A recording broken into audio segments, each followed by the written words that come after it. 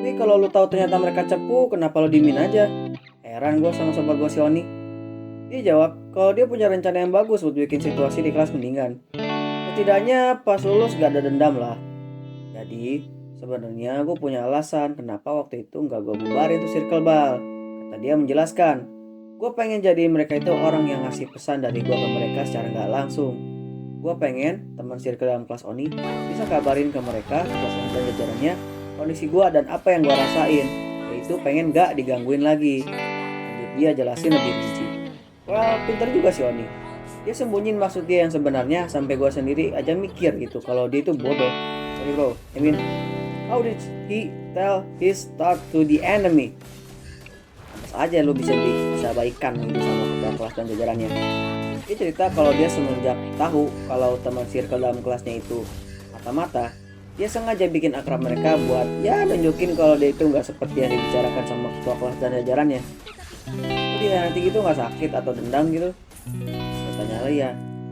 Dan gue nggak nyangka dia jawab gini.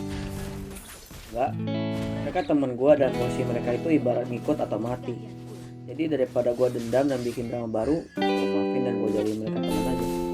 Nah, kalau gue sih mah dari pengalaman gitu, pertanyaannya, kenapa si Oni tetap memaafkan mereka? Sama dua teman di circle dalam kelas dia si Oni ini.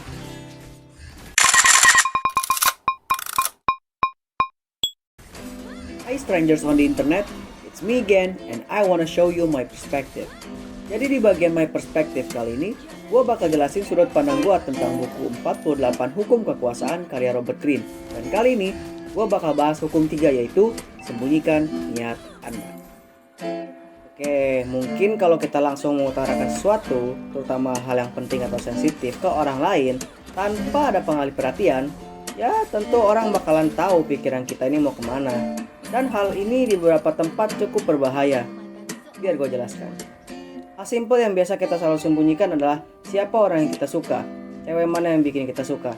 Nah, ketika kita suka sama satu cewek, pasti kita nggak mau dong si cewek tahu kalau kita suka. Itu bakalan nggak bagus. Don't kill the mystery. Bikin kode suka tapi kelihatannya suka, terus pura-pura nggak suka, dan seterusnya. Ya sejago apa kita tergantung lah. Ini bikin penasaran si cewek dan pada akhirnya dia mulai perhatikan gerakan kita. Coba bayangin, kalau ada satu teman kita yang tak berakal tiba-tiba bilang ke si cewek, tentu gebetan kita gak bakal tertarik lagi dong. Apalagi kalau baru PDKT-nya ya cepet, misalkan sebulan lah. Itu gak banget. Ya terlepas dari mindless friend kita, tapi kalau ada yang cepu ya bahaya lah. Nah, itulah makanya penting banget buat sembunyiin hal-hal yang penting atau sensitif. Ya sebenarnya kalau temen paling cuma diejek aja kayak, ya entegan gitu, atau disuruh sabar.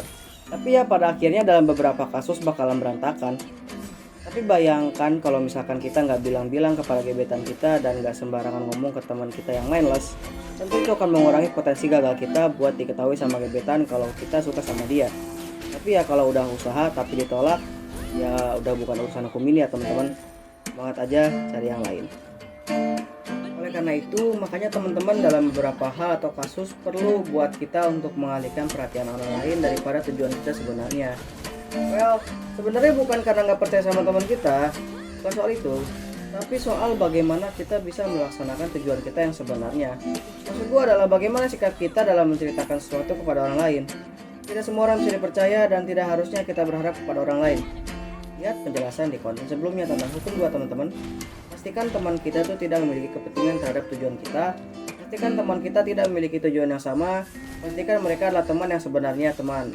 Sekali lagi, lihat konten hukum 2. Jadi nggak perlu kita langsung menjelaskan tujuan kita yang sebenarnya. Tapi menurut gua, hukum ini tuh hanya untuk hal krusial aja.